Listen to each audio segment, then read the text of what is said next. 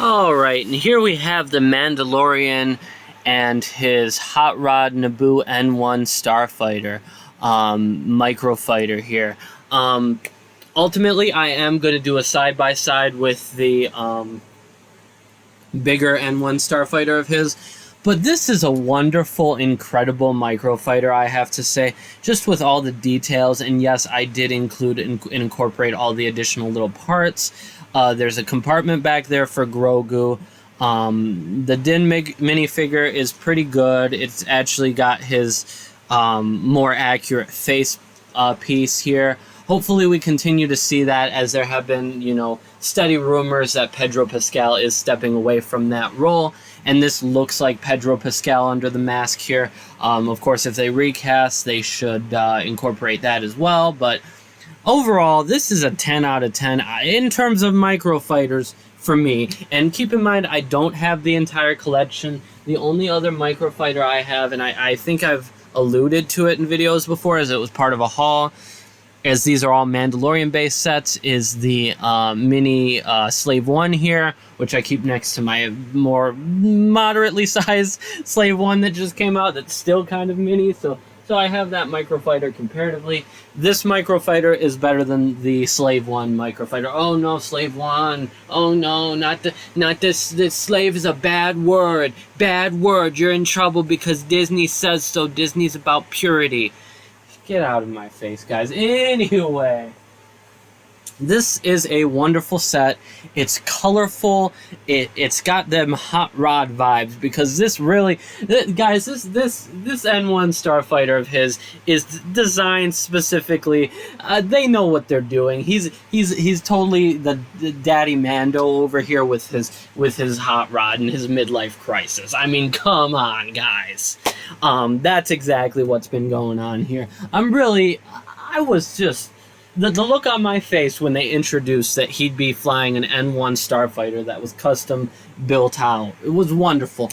I mean, I'll be honest, his previous ship, the Razor Crest, it made a lot more sense for somebody who's raising a child the way that he is.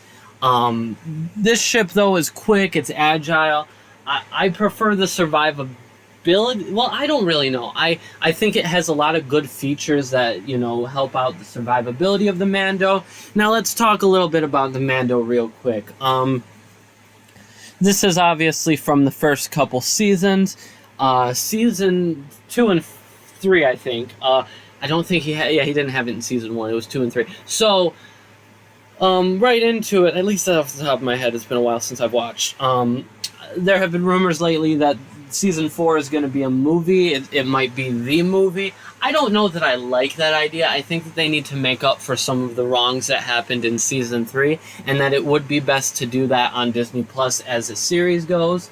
I would presume they know what they're doing, but I'm iffy on how I feel about the Mandalorian. Unless if the Mandalorian Season 4 is a movie that's separate from the other Filoniverse movie, because I don't want to see this all come to an end really fast.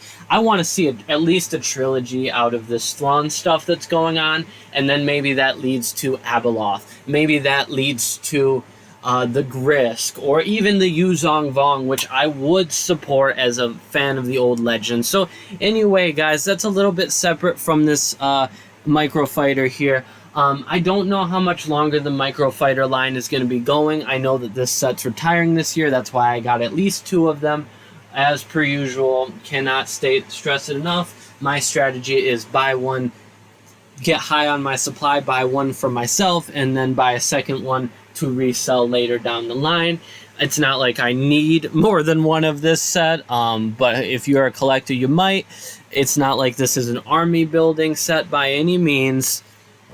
Unless if you're trying to do what they do in the new Lego Star Wars video game, which is, let's just have a whole army of Din Djarins and Grogus running around the place. If that's what you're trying to do, if you have a purpose for that, then yeah, get a bunch of them. Because these were as low as $10, I think, in Black Friday deals. That would have been the time to buy them. They're still fairly low price. If you haven't gotten one and it's on your list, and you can't afford it right now, go ahead and get it. If you can't afford it, then don't.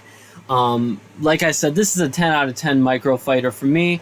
Comparatively, we do have, and let's just do a quickie.